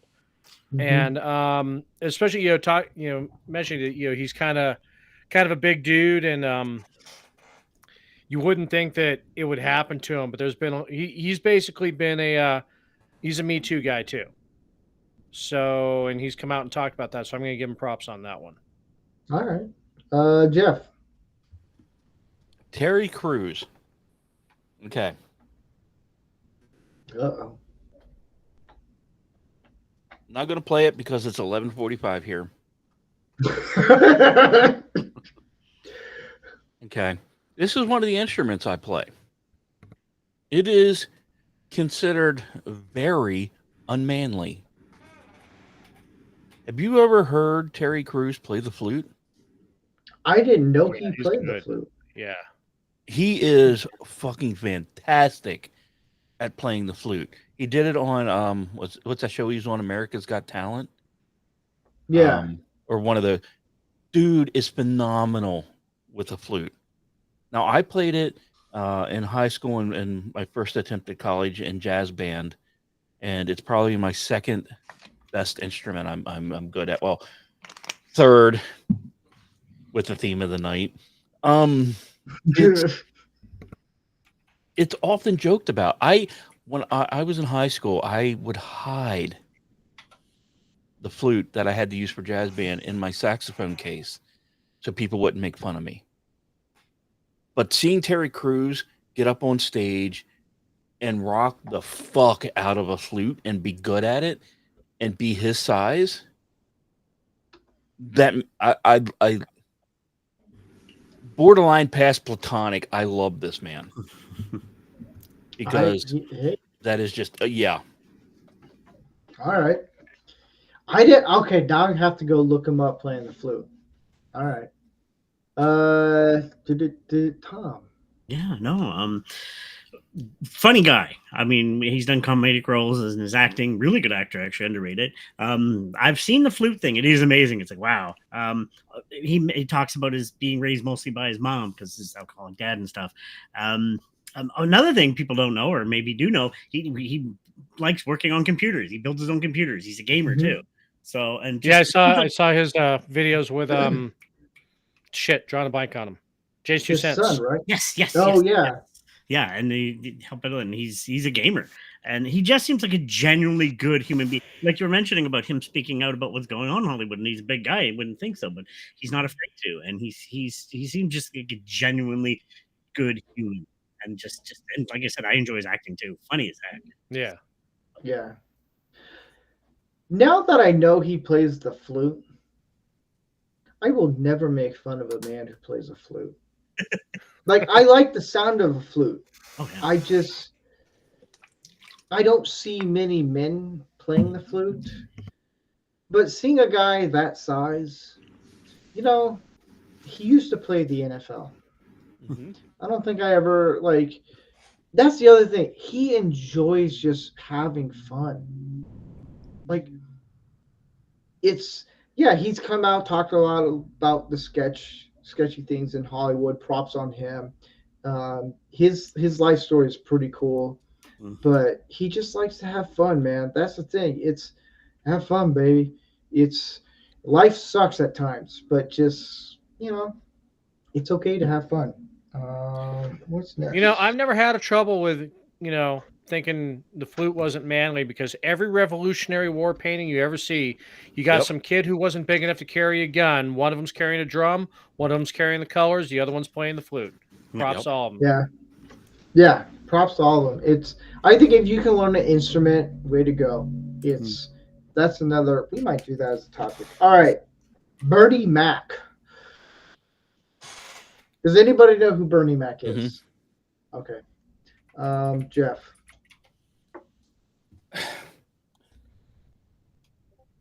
Ironically, I didn't like him as a comedian as much. The one role he did that really drew my attention was Mr. 3000 about baseball. Because he portrayed someone with an ego in the sports field so damn accurately. It was scary. I enjoyed watching him in that movie because of that. It's like, did he recognize his own ego when he did that role, or is it something he discovered along the way? Because it felt like a genuine ego evolution in that movie. And I don't think he was that good of an actor. So I want to bank on a little bit of that. It touched on reality a little closer than maybe some thought. And so for that, I appreciated that. All right. Ordy.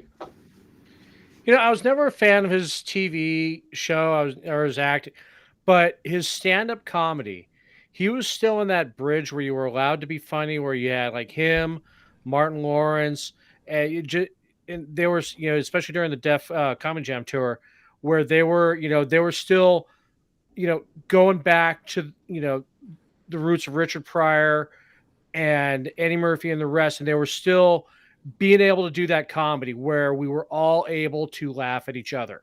And he was like one of the last generations of that. Yeah. Until even Dave Chappelle was in there too, where it was just, you were allowed to make fun of yourselves and everybody else. And everybody was cool with it. Nobody got mad. And he came out of that. And then when he got into TV, it's like, TV ruins everything. They slowly stripped him of that. So, that's what I was never a fan of his TV stuff, but his stand-up work, just chef kiss. Yeah. Mechanic. Well, what I remember him from was, and you guys might remember too, is he was did a voice in Madagascar as Zuba. Oh, that's right. Yeah. Yeah, call. so he did a bit of that, and other than that, I didn't pay too much attention to any of the other stuff he was in. So All right. What else? Tom. Kind of jumping on what everybody else has said. I wasn't a fan of his stuff after, but his stand up was good, very good in stand up. And like you said, it was one of the last bastions when you could actually say anything and do anything without offending people and all that jazz. But yeah, I wasn't a fan of his stuff in movies and stuff. He was, but stand up was very solid though. Yeah. All right. To me, Bernie Mac was kind of the dad. He protected the kids when he did this show. Not the greatest actor, but just you got that Southern dad where he's protecting the kids that are in the show. I watched a video where the people who were taking pictures of the cast, and they're like, put your son who portrays your son in the show on your lap. He's like, no. It's he understood Hollywood and how disgusting it is, and he's like, no, I want him by my side. I don't want a kid on my lap. It's just weird, awkward, and I'm not he really did. Yeah. He valued keeping that important, and I do like that about him, even though he may be crass and all that stuff. It's cool. We have a $5 rant on Rumble, and he from Fat Steven Skull. He said, "Why you no ring me ran anymore? Do you not rub me wrong? What? Jesus! Oh, he really went to Chinese on this one. Do you not rub me wrong time, Stevie? We got confirmation that Steve has trouble with English and Oriental English. So yeah, you've hit the jackpot there, Fat Steven Seagal. I will bring you on next time. It's just I need to have with topics. I always try to get people who are really good with those topics. That's the thing. You know the worst part of this? What? He's not hearing it. He's over on Rumble. I know he's over on Rumble. That's the thing. You got to go to YouTube. That's funny. He's never. Thank you for the rant. He's never going to understand that. Well, he is actually on YouTube right now. Okay. I'll bring you on next time, dude. Don't worry. It's just I like to get people who know the topics very well, and He goes, bro, I'm just kidding. Jesus, sorry. You don't have to sound like I didn't give you a call back after that one night we all had a cookout. Jeez. And he cups the balls and everything. You won't call him back. Yeah. Hey, it's how I do it. Well, yeah, we don't have. That's all. We're going a whole different rabbit hole now. I know you ranted on Rumble. We're on YouTube at the same time. You're here. See?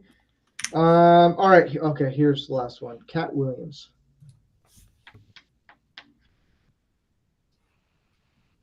I'll open it up. Who wants to take this one?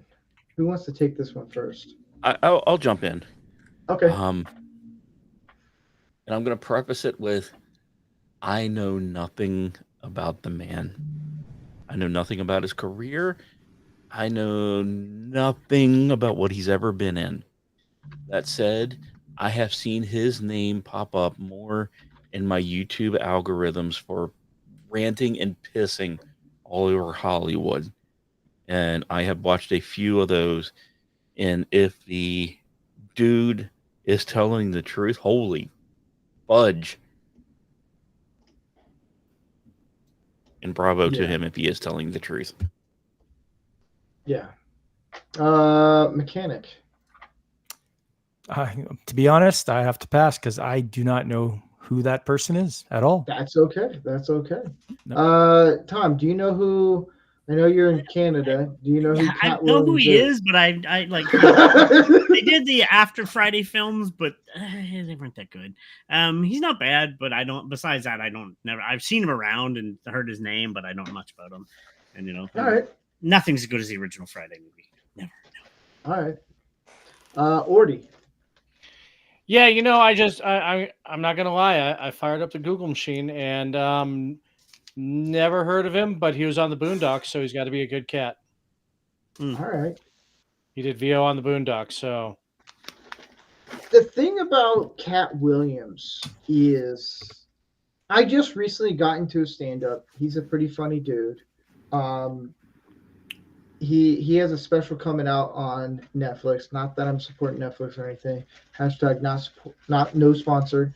But the thing he says about I watched the Joe Rogan podcast with him on there, and I watched some of the clips with Shannon Sharp. He's an idiot. He's never going to be in that hat.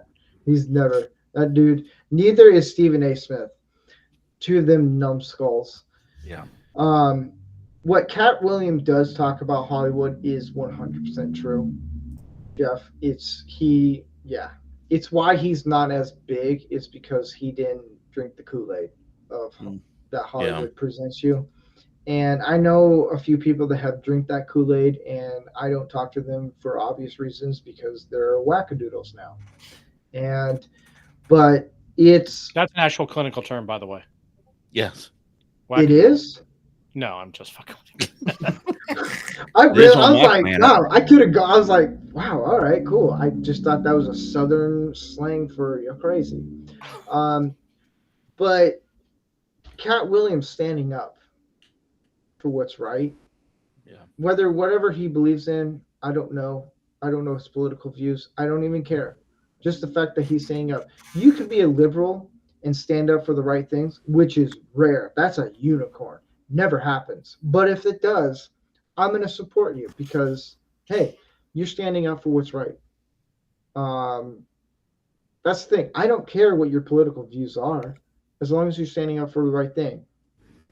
And we should be okay for calling out the person.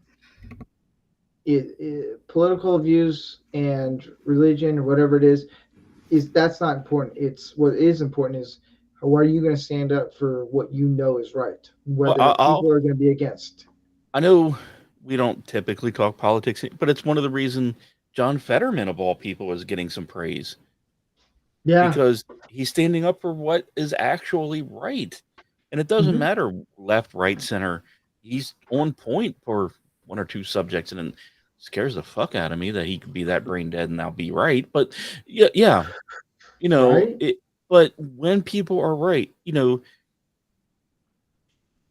Horty's going to laugh because I'm actually getting political on this show.